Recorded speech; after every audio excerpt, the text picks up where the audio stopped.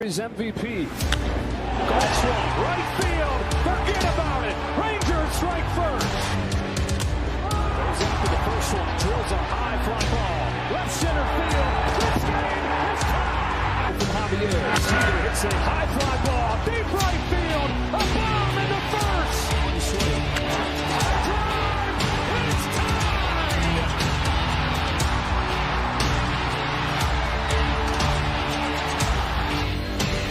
Seager smashes the ball. Down the line. Goodbye. Now Seager to right center field. Way back there. Gone again. Corey Seager does it again. It's Texas Rangers win the World Series. The Willie Mays Most Valuable Player Trophy presented by Chevrolet. Is there any doubt? Corey Seager. Hi, and welcome to another edition of Right on Rangers Live, coming at you nearing the end of an ugly, currently 13-0 ball game. And no, it's not 13-0 good, guys, right now. Oh, my goodness. None of y'all accuse me of being a fair weather fan, please. We are here. It is a game in which the Rangers really had no chance in from early on. I mean, that grand slam by Cal Raleigh, the solo home run by Cal Raleigh was hit, and it felt like game over. But we're here. We're going to talk about it. Little group therapy session for everybody, hopefully. Man, I'm looking at some of the fans right now. They're showing Blaine Crim's family at the moment. I feel bad for the people that paid their hard-earned money for this game. It's just pathetic. I'm happy for Blaine Crim. I've enjoyed at least that part of this game, his major league debut. What a rough time to come up, though, if you're Blaine Crim. Like, just what a rough time to make your major league debut. The vibes are just at an all-time low in the clubhouse, and you got to come up from Round Rock.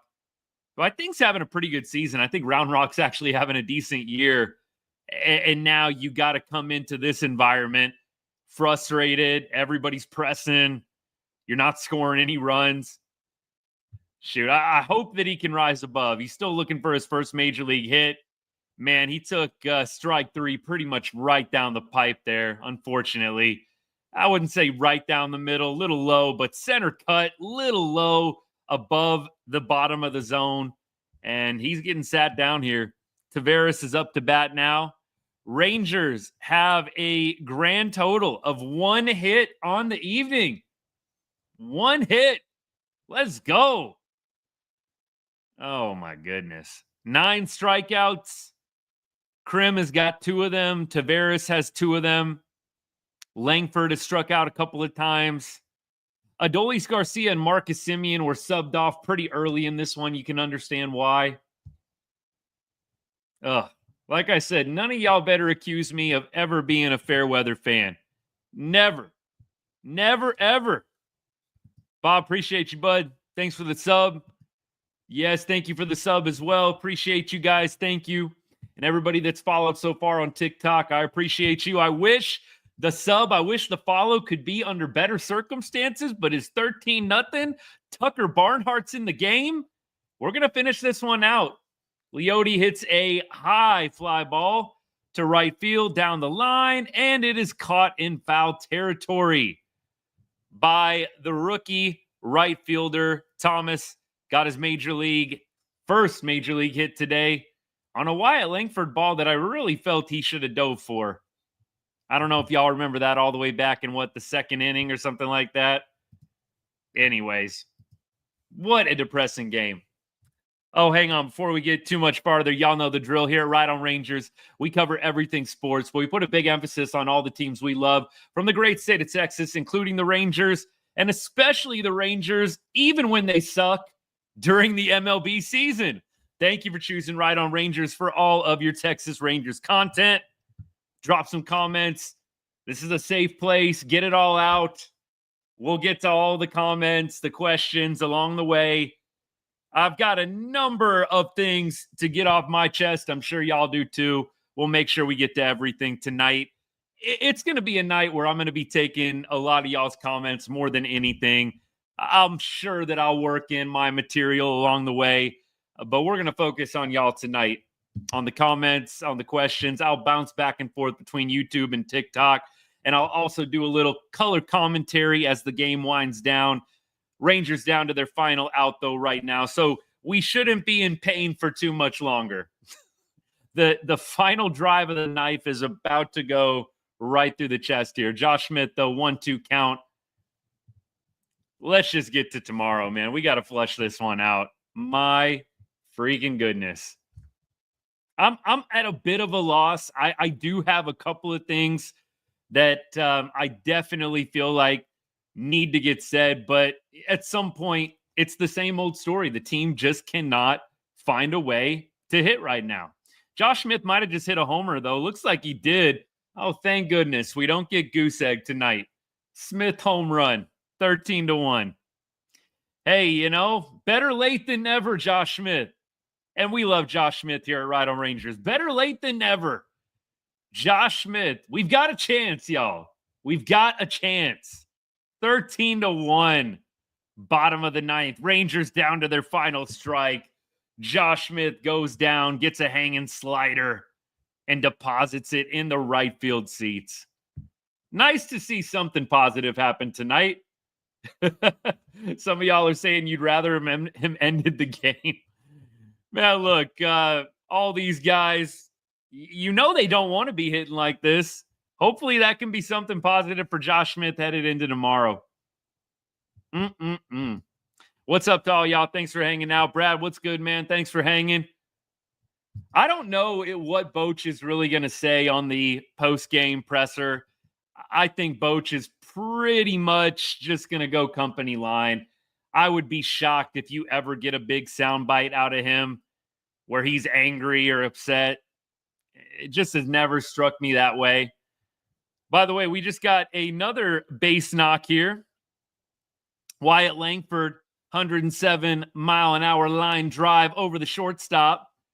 Wyatt's got his first hit of the evening, now 1 for 4 on the night. Little rally time. Do I need to fix the hat? Little rally hat going? Oh, we got Barnhart up right now, though, so we'll see. Oh, there might be foul territory. Oh, it gets out of play. It gets out of play. They finally decide to hit. I know. This is how it goes. It kind of plays along well with what I said on my video earlier today with Nate Lowe. We did the Nate Lowe video, dropped it, probably about 1 o'clock my time, 3 o'clock y'all's time if you're in Texas. The big thing with Nate, the big point that we made with Nate Lowe, those fans that are still clamoring for him, pining for the Nate Lowe days, wishing that we had him in the lineup. Look, Nate Lowe would not be solving the problems right now. Y'all know that, right? He would not be solving the problems. Last year, Nate Lowe waited until the Rangers 2024 season was dead and buried in the ground to get hot. Kind of like that right now.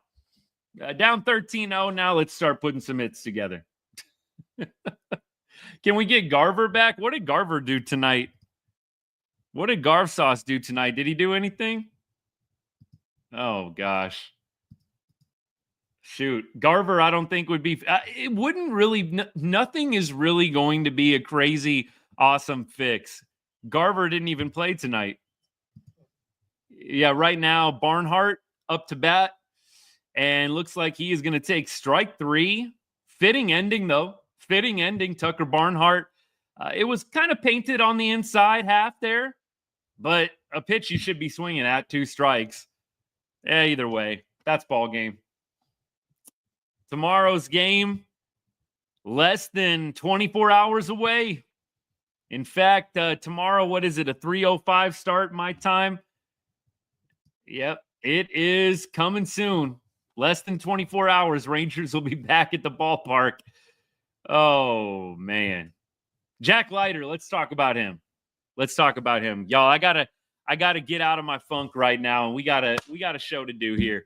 It's easy for me to just sit here and be depressed. I'll tell y'all that. I'm just like a lot of y'all right now. It is depressing watching this team in this funk, especially when you have seen and gotten a taste of what at least you thought they were capable of. But let's talk a little bit of Jack Leiter tonight. A lot of positive energy around Jack Leiter to start the season. 2 or 3 beautiful starts in a row. Short starts, but very solid, limited runs allowed. And you have seen back-to-back shaky starts from Jack.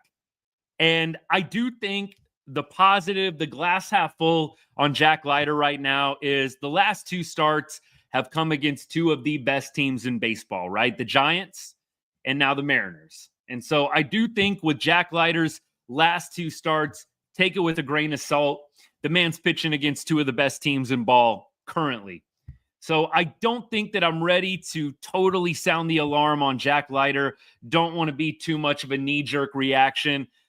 Look, I've had my ups and downs with Jack Leiter. I think that Jack is definitely at a spot where he has to show you something in terms of consistency over the course of the 2025 season. I'm not going to hold these 2 starts against him terribly because, like I said, they come against 2 of the best teams in baseball. But concerning, last time out for Jack, it was the walks. Tonight, he was just getting hit around all over the yard. Jack giving up 8 hits and 2 walks, 10 base runners in 4 1/3 innings pitched. It's just not going to work. It doesn't matter if the offense isn't scoring. I mean, I know that it's easy to throw this on the offense totally, and that is going to be a big focus of the live tonight. But Jack Leiter did not pitch well. 2 homers, both by Cal Raleigh. And the grand slam pitch actually was not a terrible pitch. It was bottom of the zone, and Cal Raleigh just went down and got it. Like, I can't say, man, that was hung right over the heart of the plate. That was probably going to be bottom, if not right below the bottom of the zone, and Cal Raleigh just went down and got it. So I think that's kind of a little bit of a tip your cap grand slam to a guy that enjoys punishing the Rangers, Cal Raleigh, big dumper. Jack, though, just way too many base runners tonight, and hopefully he can bounce back next time out. I'm not sure who he's going to be starting against. I'll have to look it up and see if I can do that on the fly. But Jack, 2 bad starts in a row. You really hope that next time out he's able to settle back in. Clearly, he was on the IL for a week and a half. You hate that because it felt like he was in such a groove, right? But next week, as you look forward, figures that he'll probably start in one of the Red Sox games. So we play the Red Sox in Boston Tuesday, Wednesday, Thursday next week. So you got to figure he'll probably be starting one of those games in Boston. It's another good squad, man. I mean, he pitched well against Boston last time out when we were opening up the season, but Boston is definitely not a slouch team either. Rangers are running into a lot of good teams at the beginning of the year. I told y'all, the one thing that I do kind of just barely hold on hope to, the Rangers have played one of the toughest schedules so far in Major League Baseball. They really have. They've played, I think, the strongest strength of schedule in the American League. I looked all this up probably about 3 days ago. I can look it up again just because I don't want y'all to think I'm just making stuff up here on the fly. But the Rangers, one of the toughest schedules in baseball. I think they were top 4 in all of baseball and tops in the American League. So let me see if I can pull up the ESPN RPI rankings for 2025 and see if anything has changed. Relative power index. Here we go. So strength of schedule here. We have the Rangers sitting at 6, and the Astros now have the toughest strength of schedule in the American League. So Astros are the only team in the American League that have played a tougher schedule according to the ESPN RPI index. So that is one thing that I take a very small amount of solace in. We've been playing against some really good teams to start the season. I do think eventually we catch a little bit of a break and get to play some of these teams that are not as good. You want to be able to beat the teams that are good. That has to happen eventually for you to achieve that ultimate goal at the end of the season. Feels like a little bit unattainable at this point, the way the Rangers are going with the offense, but I am still holding out hope, y'all. I'm still holding out hope. I will say, Lone Star Pursuit, the only rebuttal I'd have to that is when you're playing really good teams, you're facing, generally speaking, pretty good pitching. Now, there have been, I think, some starters that the Rangers have faced over the past week that are mid to mediocre at best.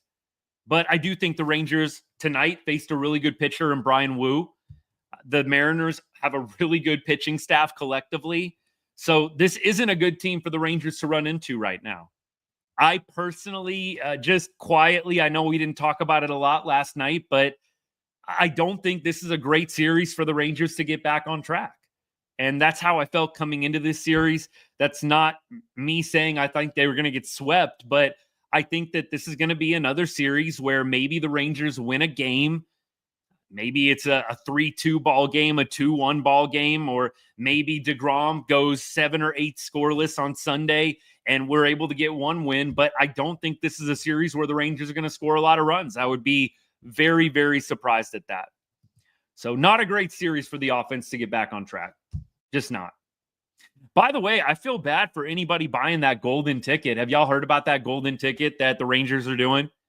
You pay $99, and if the Rangers win, you get to go to the next home game for free. So a little gamble there.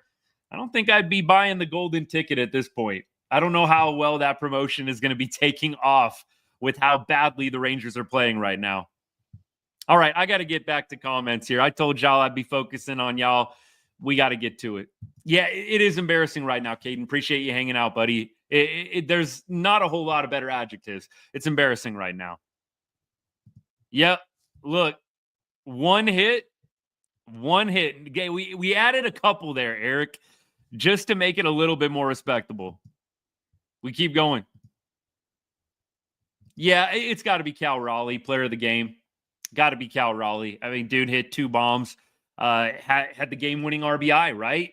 You go up 1-0, and you don't allow but 1 run until the 9th inning. Cal Raleigh, game-winning RBI. Shoot. We did get outplayed tonight, 100%.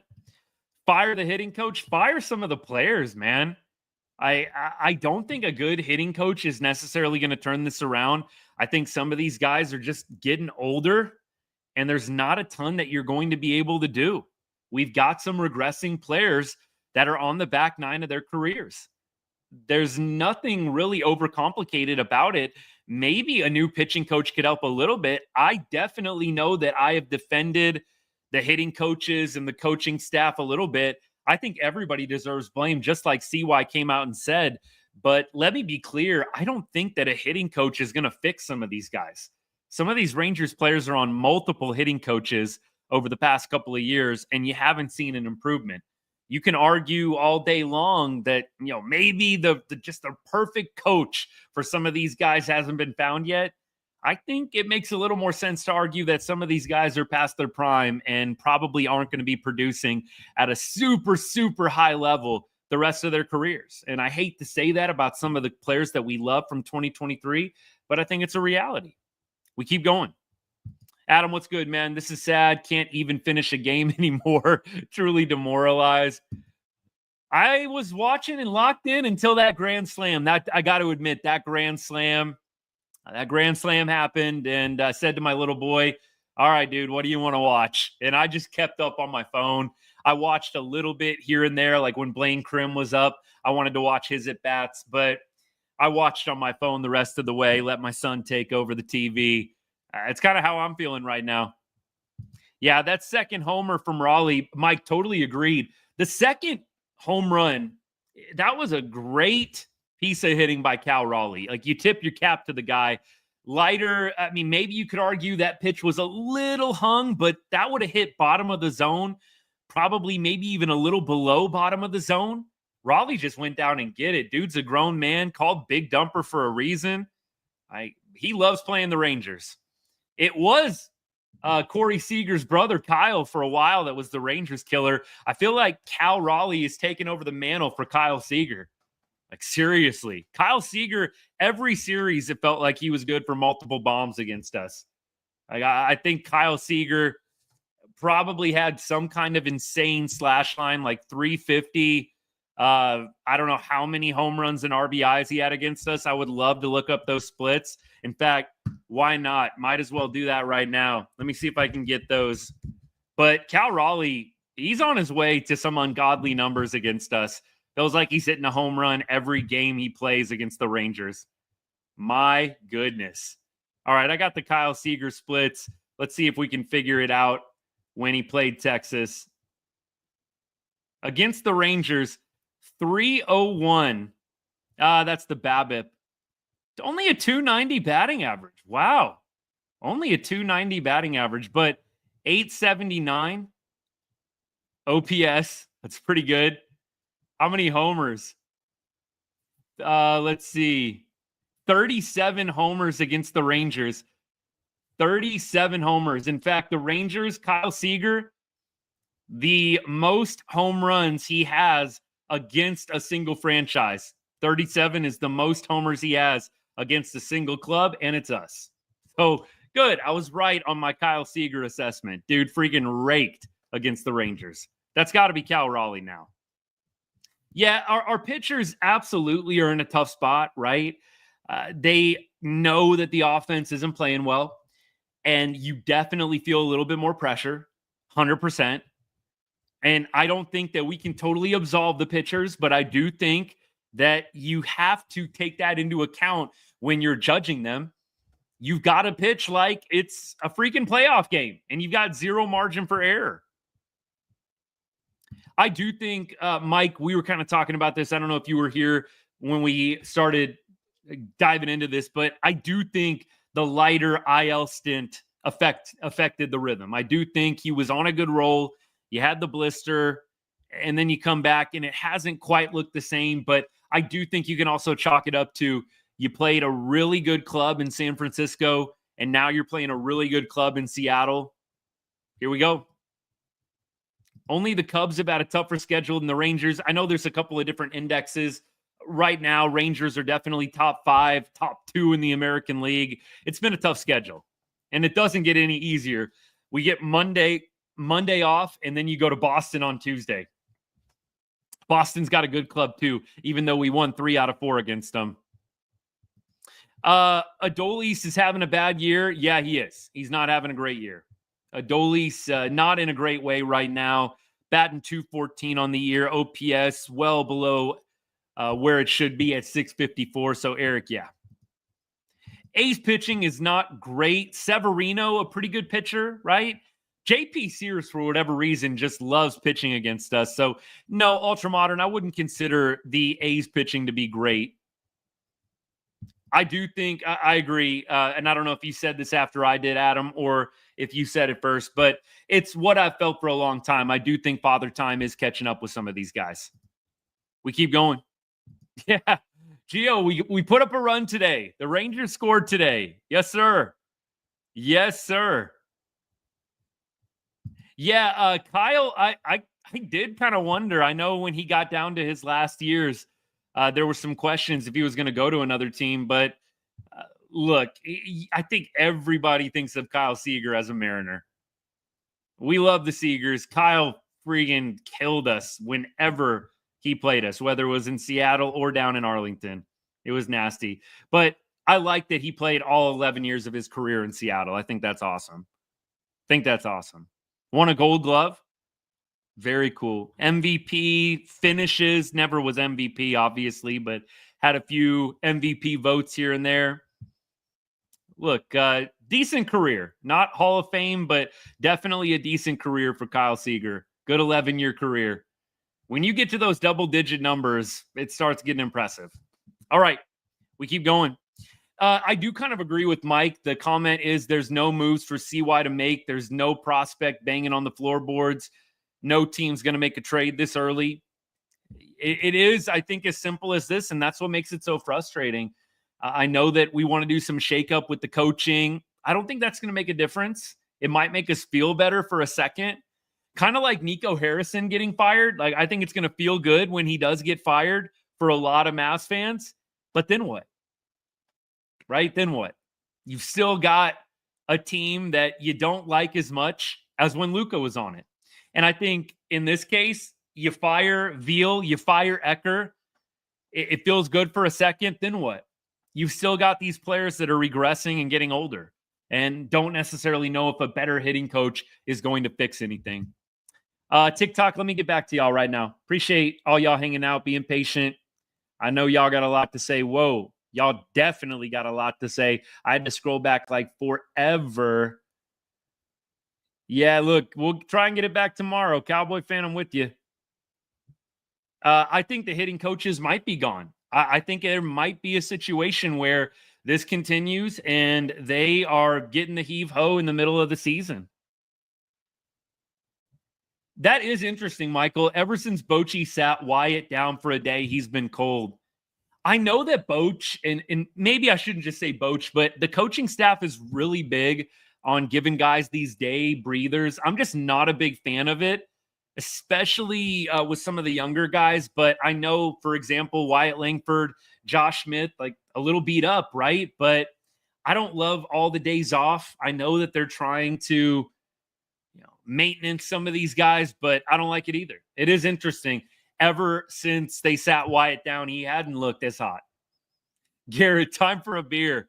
I can relate. Had to do that myself during the game today. Like, you got to do something to get through these ball games at some point. Jose, I think we kind of already talked about this. Not a lot for CY to do. I think Leote is probably next on the chopping block. And I think Evan Carter coming up is maybe the next logical move. Not that Evan, I don't really think Evan is going to be a savior either. I hate to be the bearer of bad news. I just don't think Evan Carter is going to be the savior either, guys. I hope to be wrong, but I think that's the next move is you call up Evan Carter and you DFA Leote or you send him down. Not sure if Leote has any options left. I don't know if there'd really be any team that would claim Leote. But all y'all talking about Jock Peterson, DFA, just let me explain this, all right? And I don't know if any of y'all are uneducated on this, so I'm not trying to talk down to anybody, but I know that DFA Jock feels good to say out loud, but the reality is if you DFA Jock, here's what's going to happen. There is going to be a team that will 100% claim Jock Peterson. And the Rangers will still be responsible.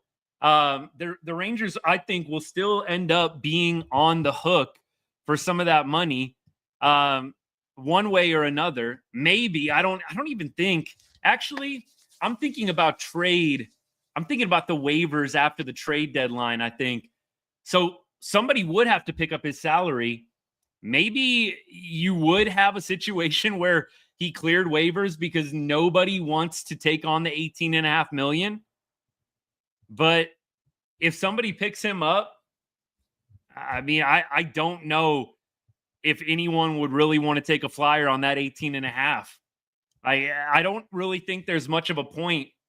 He's going to get paid the $18.5 million either way. You might as well keep him up. Keep going. Tyler, yes, sir. Disappointed. Who's getting fired? Maybe some of the coaches, but I think there's some players that are going to get DFA'd. I think Leote is probably going to be there sooner rather than later. Our offense is horrendous. Marcus, appreciate the comment. Roger, yeah, I'm with you. I don't know what to do anymore. Michael, lucky I picked Tuesday night's game to go to. Woo. Let me keep going here. I'm trying to catch up, y'all. You guys are awesome. Thanks for tuning in. Yeah, I'm glad Smith actually made it a little bit competitive. If CY is going to do something, he better start dealing, or this season is going to be too far gone. Like Mike said, I just don't think anybody's going to want to deal right now. There's so much uncertainty. Who's going to make the playoffs? Who's not? I do think some of what y'all are saying, Jock is getting a little bit unlucky right now. I'm actually liking what I'm seeing from Jock Peterson of late. I know he was 0 for 3 tonight, but he put the ball in play every time, wasn't striking out. Even Marcus Semien has had some good ABs of late. So I can't personally say that I'm super down on those guys right now. I know if you just cherry pick the box score, that's going to happen. Mike, good stuff here. 3 balls at 97 plus exit velocity last night. I do think he's coming around. I can't say I feel like he is the main problem at this point. The offense, I think, is getting a little bit unlucky, but some guys are just bad. The bat speed is slow. It's just not great. Heim is not it. What did Heim do tonight? Did he go? He went 1 for 3. I don't even know if I could say Heim's the problem. Dude's got a 740 OPS. I'll take that from my catcher all day long. Jonah Heim was never meant to be like your big bopper. Dude's going to drive in like 100 runs. I think what he's doing right now is exactly what you should expect out of Jonah Heim. 262, 740 OPS, going 1 for 3 from the bottom of the order. He was actually in the 6 hole tonight. That's fine from Jonah Heim. I think you're being a little hard on Heim.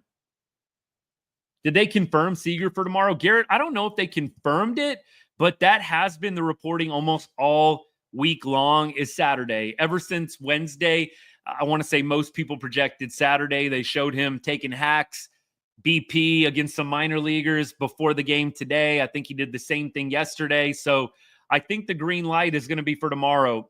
And I do think with Corey Seager back, I don't necessarily think the offense, goes ham tomorrow, but at least you've got a threat now where Corey Seager can hit you a 2-run bomb.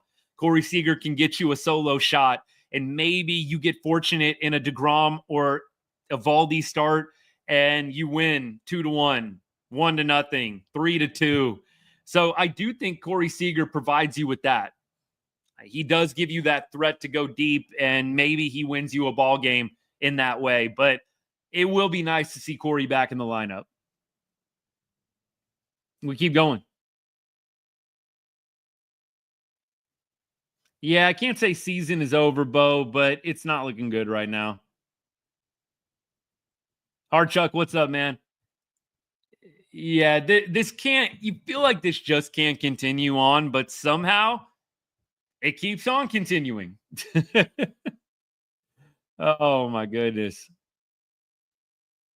Astros fan, what's good? We might be rivals, but wish y'all the best of luck because both of us need it. Mariners are looking good right now. That's for sure. 19-12. Mariners are looking pretty good right now. Rangers are going on a 12-game losing streak. Looking at the schedule, I would probably bet against that, but the schedule looks a little rough moving forward. It really does. Keep going. Time for a rebuild? Nah, not yet, but I did say in 3 or 4 years, if we don't get some prospects that really pop, it could start getting ugly, like rebuild ugly. We've really got to have some of the prospects down at AA, down at AAA start popping. Otherwise, it is going to get ugly with the rebuild, especially as some of these guys in their 30s get older and older. I heard they're hosting tryouts tomorrow. Who's showing up? They really should. They really should host tryouts tomorrow. It's getting that bad, man. That'd be kind of funny, actually. We all need a little comedic relief.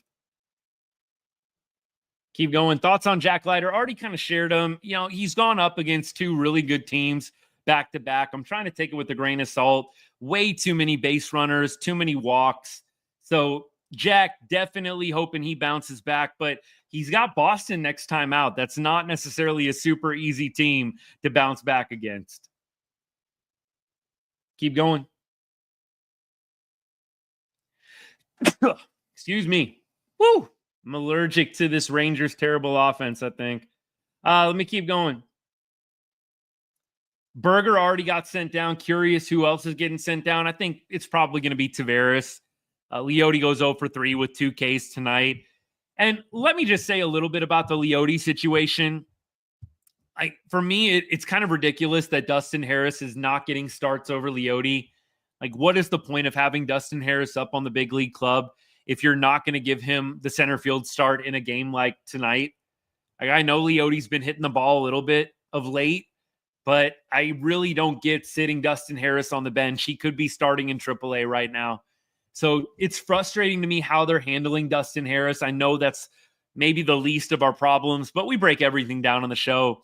I just don't understand bringing up a guy like Harris and just sitting him in favor of Leote, who you've seen plenty from over the past 3-4 seasons.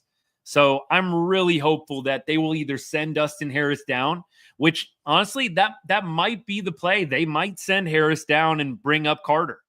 I would rather them send Tavares down or DFA him and bring up Carter. I think Harris either needs to get playing time or he needs to be back in AAA.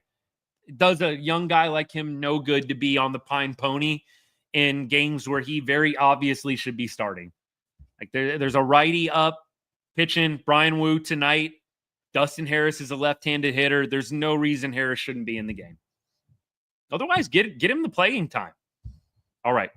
I think Berger will find his swagger after mashing in AAA. I really hope that's true, Mike, 100%. That is my hope as well. Opinion on Cal. I think Cal Raleigh's awesome. Cal Raleigh, I've been impressed with him for the past couple of years. Clearly got a ton of power, dominates the Rangers. A lot of respect for Cal Raleigh. Yeah, it's way too early, Ashton, to be talking about buyers and sellers at the deadline.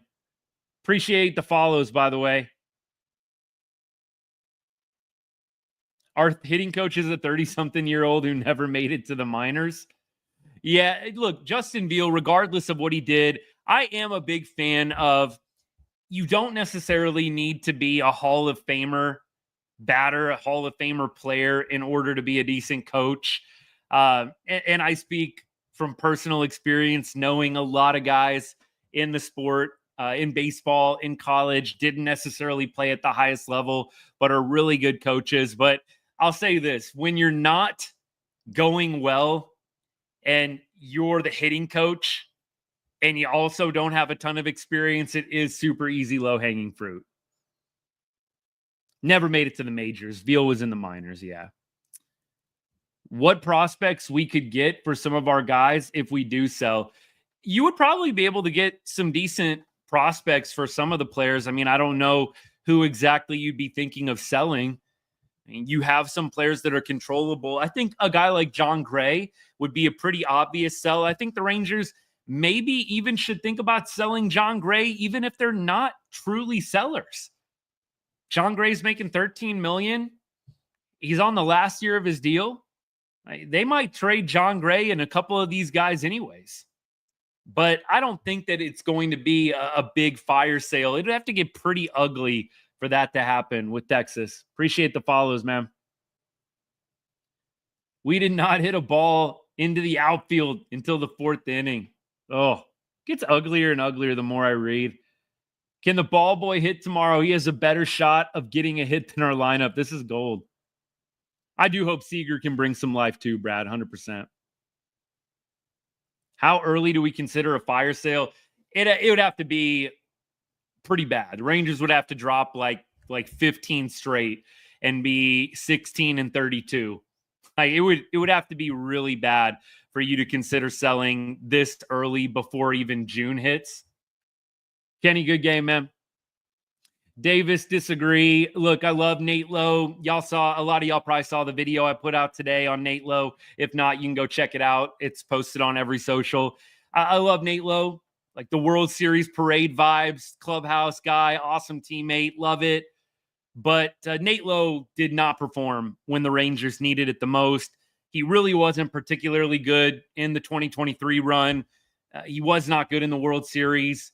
He wasn't good in August of last year when the Rangers were still clawing for a playoff spot.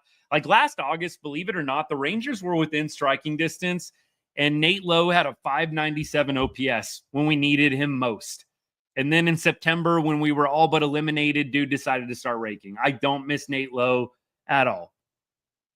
In terms of on-the-field production, like maybe as a clubhouse vibes guy, sure. Clubhouse, fine, but production on the field, no. Riley, the Cal Raleigh comp, I was studying it hard tonight, y'all. I think it's a little bit of a stretch. I mean, I'm not saying I don't see it at all. You know, the beard, everything. I get it. I don't know. I think the Cal Raleigh comp is a little bit of a stretch. Maybe I need, and no, I'm not going to do this. Maybe if I put on a Mariners hat, but that would never happen. So we're never going to be able to really tell for sure. But I don't know. I think it's a little bit of a stretch, man. Brad, thank you. Yeah, agreed. Thank you for the agreement there. Dustin Harris, either play the guy or send him down so he can play every day.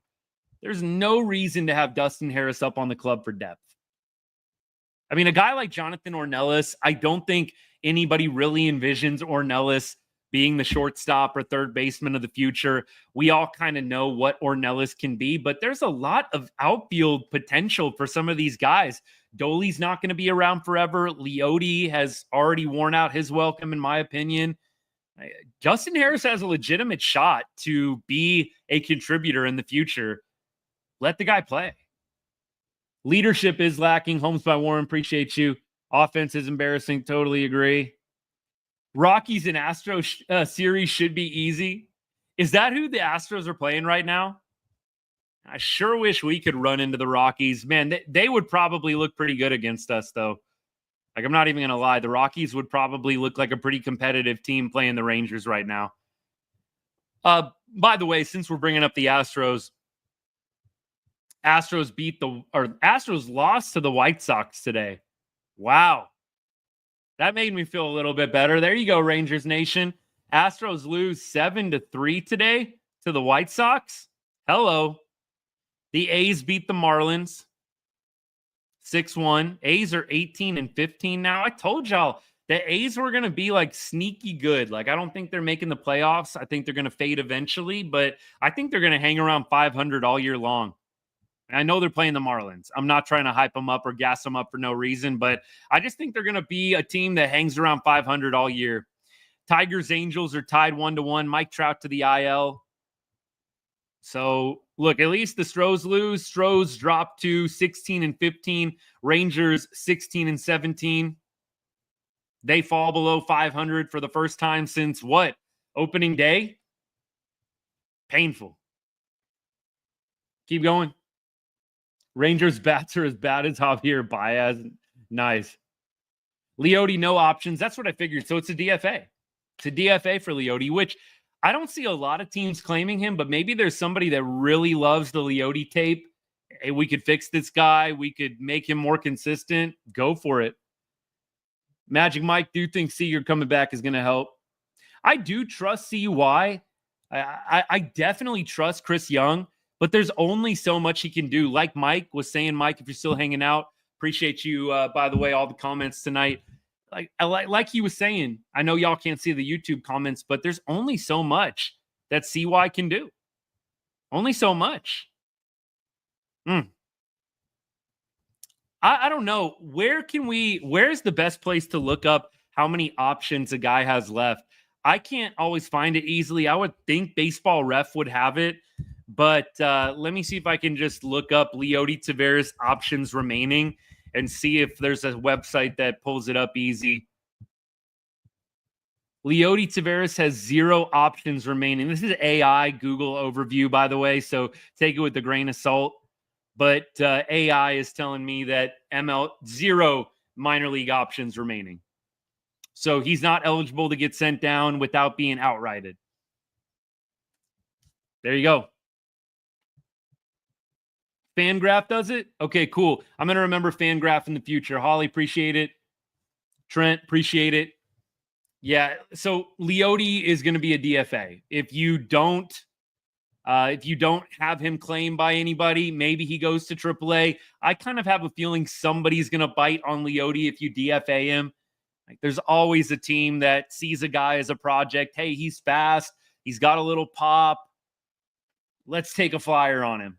I feel like there's going to be a team. Maybe nobody wants to pay him the $5 or $6 million or whatever he's making this year, but I'm interested.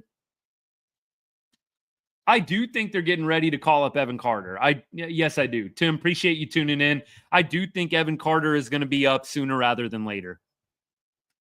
So we'll see what happens. I do think, though, within the next couple of weeks, Evan Carter will be up with the big league club. You're running out of options. You really are. You're running out of alternatives. And I think Evan Carter, you give it a whirl and you see if, just like in 2023, he can inject a little bit of life into the club, just like he did when he came up in September when the rosters expanded of 23. So that's got to be the hope. But I think it's a little bit of a reach. I don't know. how great I feel about Evan Carter either. I think we all remember 2023. We have all got the rose-colored glasses a little bit with Evan Carter. I'm not sure even Carter comes up and kills it. Still a guy that you think of mainly as a platoon player. And in my opinion, and I hate to burst bubbles, but I just don't think a platoon player is really going to make that big of a difference. I hope I'm wrong on that, y'all. I really do. But I can't see a guy that only is playing against righties making a huge, huge difference. We need an everyday player, a guy that can hit both righties and lefties and be in the lineup every day if we're really looking for a difference maker.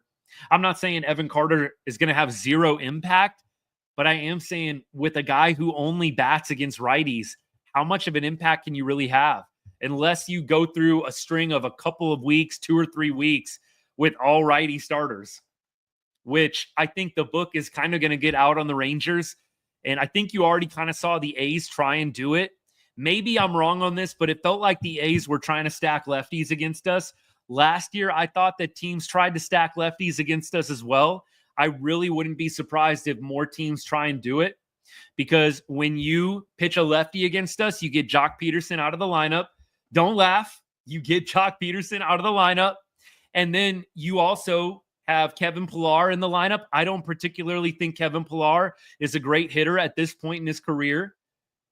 You get a weaker lineup when you get the Rangers into their lefty lineup.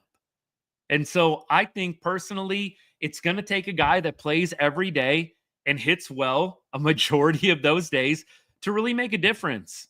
And that's why I don't feel great about Evan Carter coming up and killing it. Yeah, I will say, Gary, I'm with you on this. Carter can play the outfield. I think he's got a great glove. We all remember the play he made down there at the juice box. I know they changed the name of it, but Minute Maid, Houston, ALCS, we all remember the play. How could you forget it? Like, the dude can play out in the field.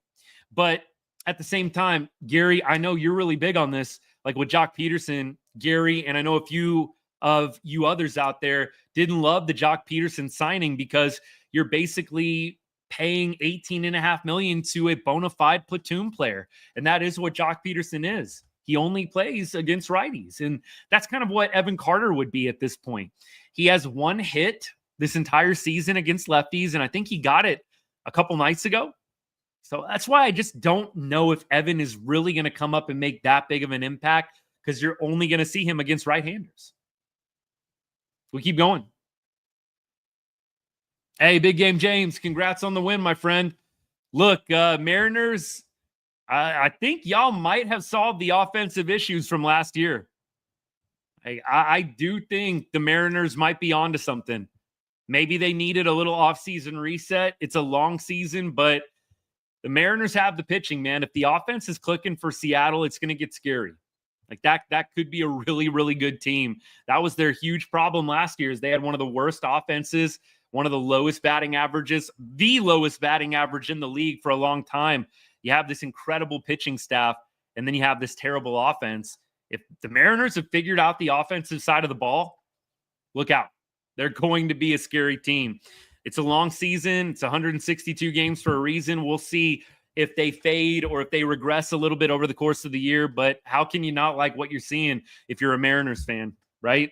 Seriously. I do not miss Nate Lowe, Jack. I miss Nate in terms of the vibes, the clubhouse guy, the infectious smile, the personality. I don't miss Nate's production or lack thereof on the field. I don't. Nate was a guy that really had limitations. The best he could probably give you is a little under 20 bombs, between 15 and 20, maybe get to 75 ribbies. That was what Nate would do for you. He was consistent at it. Last year, though, when we needed Nate to shine in August, the dude probably had one of his worst months of the season and then decided to start hitting when we were out of it. So, no, I'm not really missing Nate Lowe's bat. I miss Nate Lowe, the person, the teammate. I don't miss the bat. Jerry, don't really care about the 7 bombs. Nate Lowe is not fixing this team. Nate Lowe would not be fixing this roster. In fact, I kind of have a feeling if Nate was on the team right now, he'd probably be hitting about as bad as everybody else. I think that this team It's totally my feel. So this is all opinion, y'all. I just feel like this is a team that follows the crowd. If everybody's hitting, it's contagious, and we get a lot of positive results. I mean, look at the 15-2 game the other night, right? Last week. But when this team is not hitting, it's contagious in a bad way. So I just don't think Nate would be any kind of savior. I do love Nate to the moon and back. I will totally agree with that, Mark. Just the production for me, not good enough for a first baseman. We talked about this at length last year. It is what it is. We can agree to disagree. If you would love to have Nate's bat, I just think you're terribly wrong and misguided. Nate would not be helping this club. He would probably be fitting in with what everybody else is doing at this point if I had to go out on a limb. Mike, you're going out on a limb too. All right. Jock signing, you like it, and you think he heats up and starts raking. I don't think that that's a hot take. I do think Jock is going to have some of those streaks where he looks really, really good. But unfortunately, you're not really going to be playing him against lefties. So even if you've got a really hot Jock Peterson, you run into a couple of lefty starters in a row, and Jock's butt's going to be on the bench. That is the tough thing with Jock Peterson. We keep going. Brian Wu, I'm really impressed with Big Game James. Look, I think that Rangers fans would say in Brian Wu's first start against Texas, he definitely got a little bit lucky in that first inning. I think after seeing him pitch, I feel like Brian Wu's a great pitcher. I don't know if I'd chalk up what he's doing out there to luck. I mean, the Rangers' bats are going really bad right now, but Brian Wu strikes me as a really good pitcher. I'm impressed with what I've seen from him so far. What do we give up for a bat? Prospects. I think I've said it before. I think you look at Rosario and you look at Osuna in Frisco, and I know a lot of y'all like Osuna, myself included. I think it's going to take trading Osuna to get an impact bat. I think a lot of teams are going to go straight to him. Walcott, I think, is untouchable. Teodo, I think, is untouchable. I don't think you trade those guys for anything. I mean, maybe if you got Shohei Ohtani, like that's who you would potentially be trading Walcott and Teodo for. But unless you're getting Shohei, you don't trade those guys. So I think it's going to be Osuna or Rosario in Double-A that's going to be the carrot, going to be the bait that gets dangled out there if you really want to get an impact bat. And honestly, I don't know if CY is going to go for that, because if you're only getting a half a season for a guy, I don't really know if you want to give up an Osuna. I don't know if I would. I'm only probably giving up Osuna for somebody like Arenado, where you have multiple years of control, or maybe a Brendan Donovan. We talked about Brendan Donovan from the Cardinals on the show last night. Brendan Donovan's hitting like 330 right now for the Cardinals. Plays everywhere, all over the field, just like Josh Smith. Those would be the kind of guys. It would have to be somebody controllable. I'm not giving up Osuna or Rosario for a half a season rental. Like, no, thank you. But if you're getting a guy that you have for 2 years or a year and a half, okay. Because you want to maximize this 2-3 year window that you have right now with elite Nate Eovaldi and elite Jacob deGrom. And I think right now you've got to throw Tyler Mahle's name into the mix there as well. And this is Mahle's last season on his contract. So you really only have 1 year with Mahle, but you've got a couple left with deGrom and Evo. You got to maximize it. You have to. Arenado is too expensive. I do agree. Arenado's making $24 million a year. You would have to shed a lot of salary. Even if you trade John Gray and Leote, that's only $18 million in salary right there. You'd have to come up with another five. Bad math, y'all. This is why I didn't do anything that involved a lot of math in terms of my professional career. At least nothing hard math. But you would need to shed still $6 million in salary, even after you got rid of Leote and after you got rid of John Gray, maybe in separate trades. I think Jonah Heim is making about the same as Leote. So if you traded Heim, Leote, and then if you traded John Gray as well, you'd get pretty close to being able to pay Arenado's salary. I think I'd rather have Brendan Donovan than Arenado, right? I'm with you, Gary. You can't keep wasting. Yeah, Mally, there's some guys that are actually pretty incentive laced. That's why I kind of think there's going to be some trades anyways. I think Leote would be a prime trade candidate because there's some guys right now on the Rangers that are going to start hitting those incentives, and it's going to start pushing Texas over that luxury tax threshold. Tyler Mally is one of them. He's got some incentives in his contract. You pitch this amount of games, you win this amount of games. Some of our pitchers are going to start hitting their incentives, and you might have to trade a guy like Leote just to stay below the luxury tax if that's really the goal, which it seems like for the Rangers it is right now. I don't think that we need to gut the farm unless you're going to get somebody controllable. Mike, I know I talked about this the other night. I don't think you were around, and maybe you've heard me talk about my take on prospects before, but I am not a big hoard prospects guy. I just think the probability that prospects turn into all-stars, it happens less often than you think. And Leote Taveras is the perfect example. Leote was a top prospect in the Rangers farm system for a number of years. And Leote is the furthest thing from a Hall of Famer or all-star that I've ever seen. And so for me, I'm not a big prospect hoarder. If you can get better in a small window that you have to win a World Series championship, I prefer to get somebody that you have for at least a year and a half versus a half season. But I'm not a guy that feels like we've got to hold on to prospects at all costs, especially considering that you have pretty much 2 good years left with DeGrom and Evo. I don't know how that third year of Evo's contract is going to be, but I think for the next 2 years, Evo and DeGrom, I feel pretty good about them having success. You got to maximize it. So I think you might have to part with some prospects if you truly want to make sure that you don't let Evo and DeGrom and their talent go to waste. Silas, what's good? The Rangers aren't going to raise their payroll. They have $5 million left before luxury tax. Yeah, I don't think that they're going to either. I don't see it happening. Silas, I don't think they've called up Foscue because he wasn't good.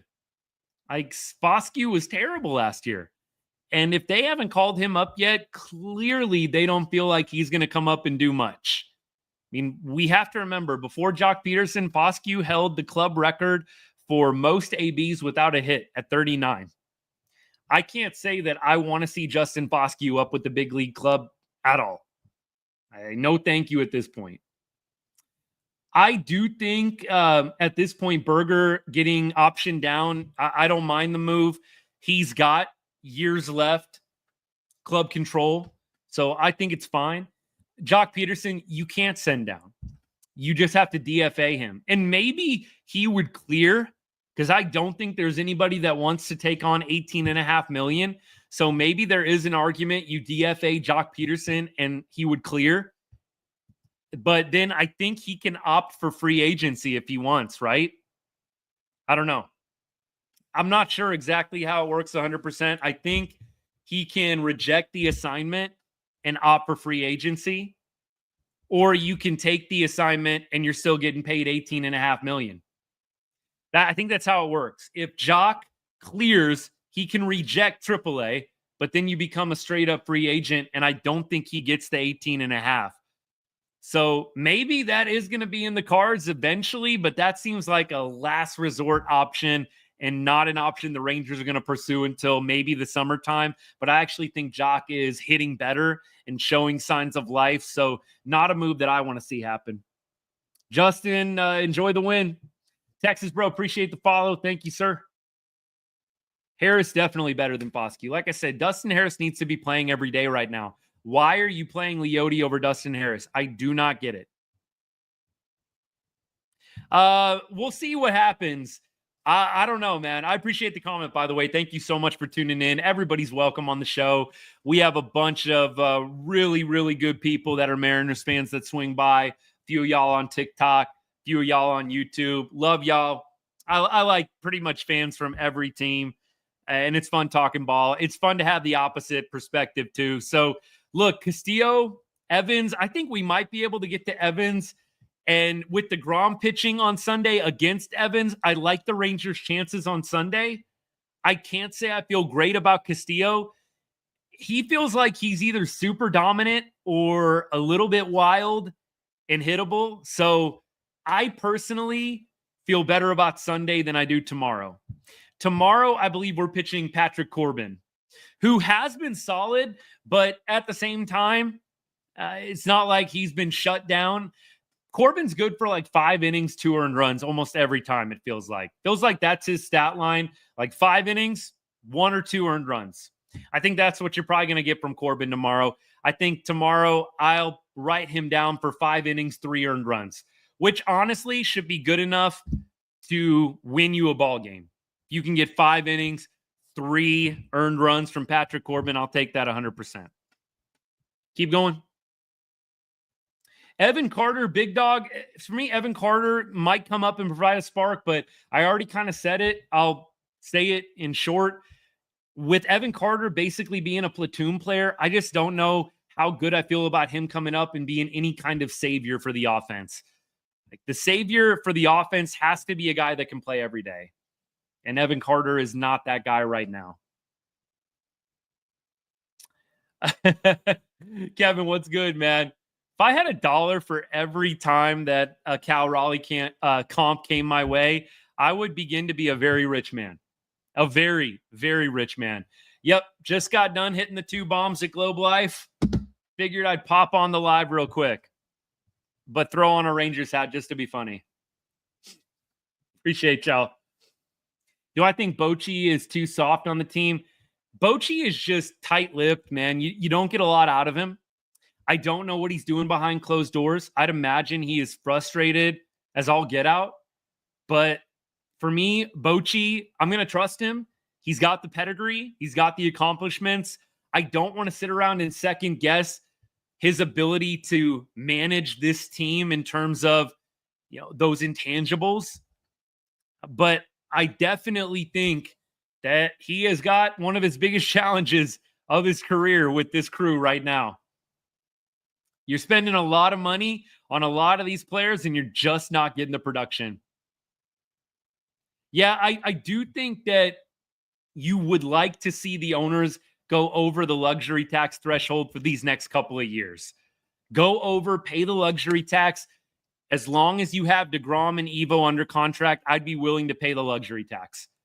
Because if you know ball, having that 1-2 punch of DeGrom and Evo in October is everything. So if I'm a multi-billionaire, I'm going over the luxury tax for a couple of seasons while I've got one of the best pitchers in baseball in Jacob DeGrom and Nate Eovaldi. Nate Eovaldi especially in October. Let me keep going. Yeah, I do know that this is the problem with Mariners too, right? The spending. There's a lot of teams I think that would much rather see their team spend a little bit more, obviously. I mean, there's only a few clubs in baseball that are shelling it out like it's free money. Yeah, DeGrom had a rough outing against Seattle last time out.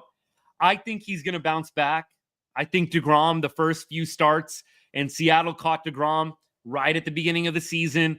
I think DeGrom needed a few feel-out starts to get his groove back. I think DeGrom has gotten his groove back. Doesn't mean you can't have an off night. I'm not going to sit up here and proclaim a complete game shutout from the DeGrominator, but I will say this. I think he has found something. I think DeGrom has righted the ship, and I think you're going to see a good outing from him on Sunday. We'll see what happens. Keep going. Appreciate the follows, by the way, y'all. Carter and Foscue for the OBP. Yeah, I just don't think Carter and Foscue are going to be the saviors. I think Foscue is probably a borderline quadruple A player. Really good down at triple A. Can't hack it at the major league level. I think Evan Carter can definitely be a contributor, but only to a certain extent. Only to a certain extent because he only plays against right-handed pitching. Frank, I do think they're going to make a change at hitting coach if this continues. I do think that's very realistic. Maybe, if anything, you hate to do it to Justin Beal, but just to get some life injected, just to continue to shake things up a little bit, I think it might end up happening. I feel like, Mitchell, we have got to start playing better. Like, we're going to play ourselves out of being buyers at the trade deadline if we don't right the ship quickly. I've been a big proponent of go get a bat. Y'all know that. Go get a bat, please. We need a bat right now. I don't think that there's really anybody that's willing to trade, but I would love to go get a bat right now if we could. I think we're not going to be able to until probably June at the earliest. We've got to stay afloat till then, y'all. Otherwise, if we continue to go this poorly at this rate, we are going to be sellers at the deadline. Big Dog, thoughts and prayers to that fan that fell. 100%. Scary. It looked like, though, I don't know. I just watched it really quick on a break at work today. It kind of looked like that fan like voluntarily jumped, though. Was I seeing that wrong? Didn't seem like anybody pushed that fan. I have no idea. Don't want to be insensitive, but it looked like that fan just straight up jumped off. That's how it looked to me, but maybe it was like a fall down the stairs. I just saw one angle really quick, and that's what I thought of initially. Probably had one too many beers. I could see that. Maybe a little fall down the stairs, and you just made your way all the way to the gate and fell over. It didn't look like there was a push. It looked like he was the only one, or she, I don't even know, male, female, but scary. That is a long fall, man. That was a long fall. Seriously. Okay, so the comment says someone on Reddit claimed to be near him, and the guy was apparently drunk and jumped up from how hyped he was and didn't see how close he was to the barrier, to the railing. That's what it looked like in the video. It looked like he totally just jumped. Like, I'm not trying to be insensitive. Please don't take it the wrong way. Big mental health advocate guy. Like, mental health's a real thing. I'm not trying to take anything lightly, but seriously, like, you have really got, I think, that one view from home plate, and there doesn't look like there's anybody behind him. Anyways, thoughts and prayers. Hope that he comes through. I have no idea what the prognosis is or anything like that, but thoughts and prayers for the family and for him, for sure. Someone said he was trying to catch a ball. Oh, like, you know, that reminds me of the Josh Hamilton incident, man, at the Rangers' old Globe Life or old ballpark in Arlington. That was terrible. Terrible. So you never want to see something like that. Never want to. Let me see. What else we got? How about bringing up Walcott for shortstop and moving Seager to first? That's ballsy, but that is an option. I've said it a million times. I don't really want to rush these prospects because we're desperate right now. If you really feel like Walcott is ready to hit at the big league level, that's one thing. But I'm not a huge fan of rushing the prospects up because some guys that should be hitting right now aren't. But if you do that, you've got to play Walcott every day. Just like I said about Harris. You better not bring Walcott up to sit him on the bench for depth. Didn't we have this joke last time? And I said that I don't think Whataburger would take that trade, Carlos. Jock Peterson for a Whataburger patty melt. I don't think Whataburger's taking the trade. That's my comeback there. Right now, I don't think Whataburger's taking that trade. But at this point, I do think Jock's having a better year. In all seriousness, I think Jock is going to turn things around. Seager, if you're talking about third in the lineup, I agree.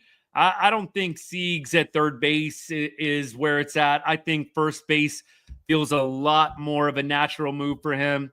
Look, I've said it. Corey Seager's not a bad shortstop, but he's definitely not the best shortstop, the best fielding shortstop you have out there personally. And I hope this isn't a hot take, but I like Josh Smith better at shortstop than I like Corey Seager. I think Josh Smith has a little more range. I like Josh Smith at shortstop better than I like Corey Seager. And I love Corey Seager, my favorite Ranger. Y'all know that. But if I'm being real, I think Jonathan Ornelas plays a better shortstop than Corey Seager.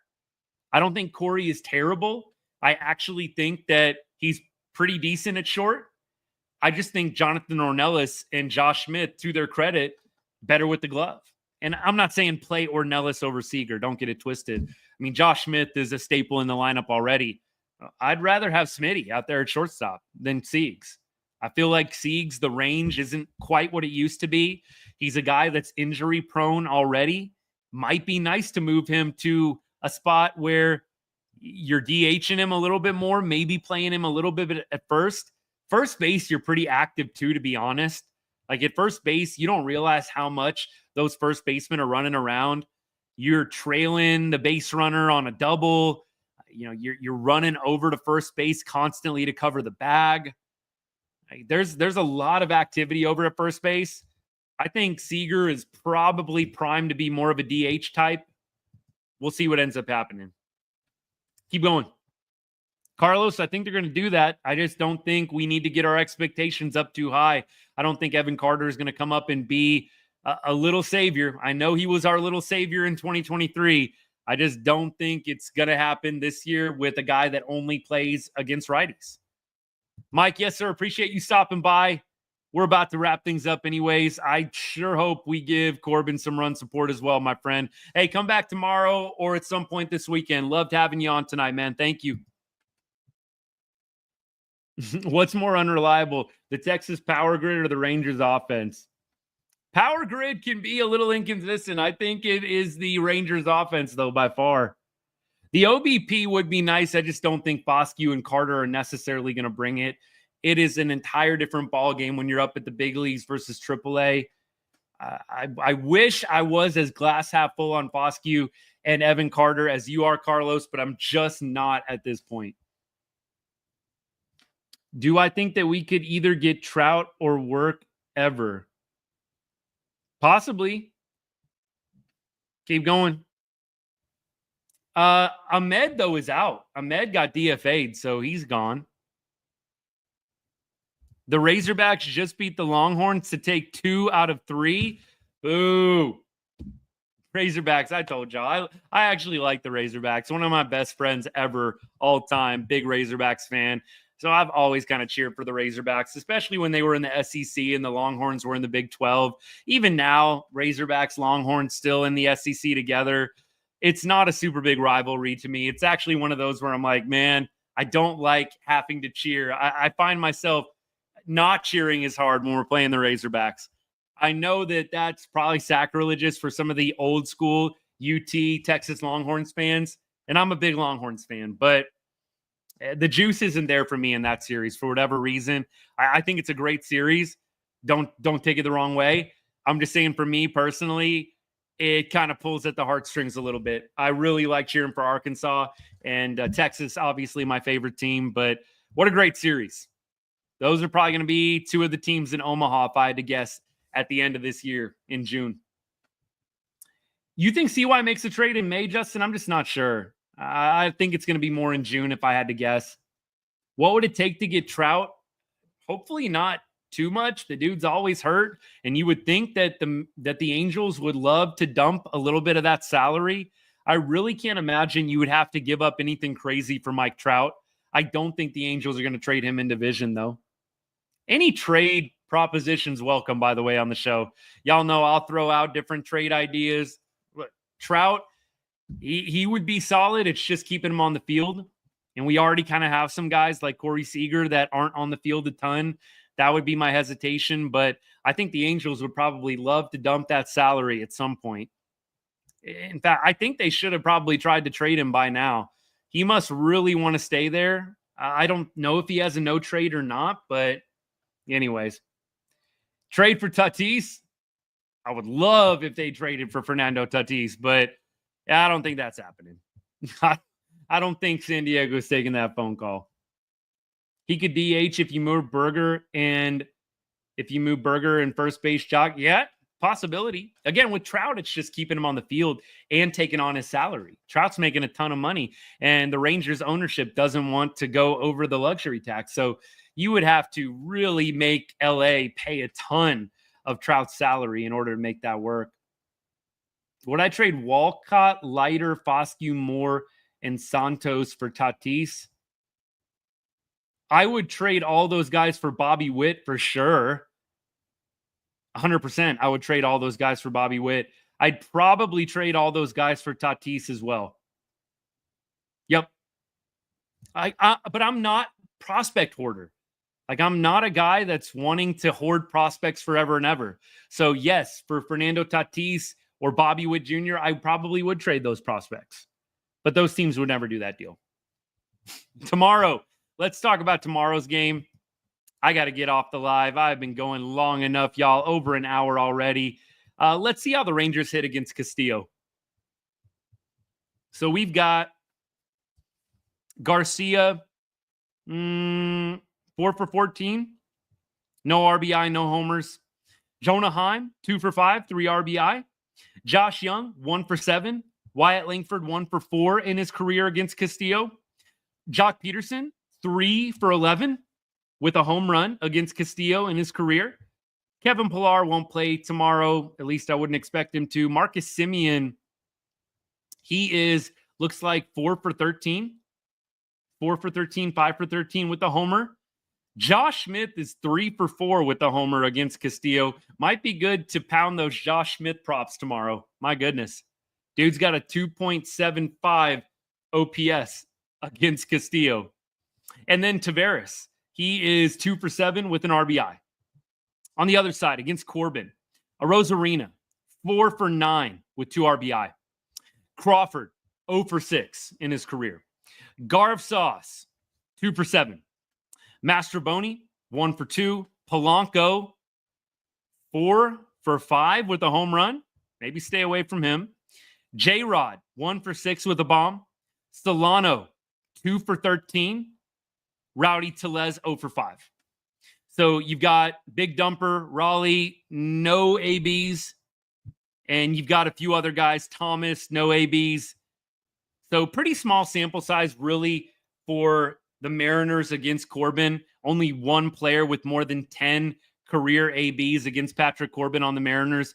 Rangers have 3 guys with double-digit ABs against Castillo. We'll see how it goes. We shall see how this goes. I sure hope the Rangers can clutch up and get something done tomorrow at home. Give the home fans something to cheer about. You felt like there was a little bit of unrest tonight at the ballpark. You heard some boo birds. I can't say I'm loving what I'm seeing either. And especially when you're paying your hard-earned money to go and watch in person, you don't want to see an effort like we saw tonight. I don't know how many teams would really want Foscue at this point. Hard Chuck, I'd be curious, that's for sure. Moore, I don't think is going to be around Big Dog for a couple of seasons yet. Josh, you'll give us Garver back? Oh, you're too kind. You're too kind. Look, Garver's another sentimental guy. Like, you love Garver for what he did in the postseason run and what he did in 2023. But, yeah, Garver, not a guy that I really am counting on to produce big time at this point in his career. All right, y'all. I appreciate all y'all. Thank you so much for hanging out. It wasn't under great circumstances, but you know what? We made it through. Hopefully y'all feel a little bit better. I can't say I'm feeling awesome about the club right now, but it feels better talking it out with y'all. Tomorrow we'll be back. I believe tomorrow's game is a 6:05 start. So 4:05 my time. Okay, great. So we'll have a little afternoon baseball for me, a little early evening baseball for all y'all in Texas in the Central Time Zone. We'll be back tomorrow, hopefully after a Rangers win. It's all we can hope for right now. This offense, man, there's something else. Running out of options on what to do, honestly, but hopefully Corey Seager's return will make an impact. I think that's what we got to hope for at this point. National broadcast tomorrow, is that right? Okay. I'll take that. Love that. National broadcast tomorrow. We on Fox? It's the free, let me see. Tomorrow, it says RSN and RSNW, so I don't know if it's national broadcast tomorrow. Usually it says like Fox on the MLB website. FS1 game is Twins, Red Sox. Royals, Orioles are on Fox, so is Dodgers, Braves. So I don't think it's national broadcast tomorrow. What about Sunday? Sunday's not a national broadcast either. So, no, I don't know where you're getting that. I don't think it's national broadcast. All right. Love y'all. Appreciate everybody that followed on the live, everybody's comments, the shares, the likes. Thank you. Means a lot to me. Hopefully tomorrow's a better day. And as I always say to end every show, God bless and go Rangers.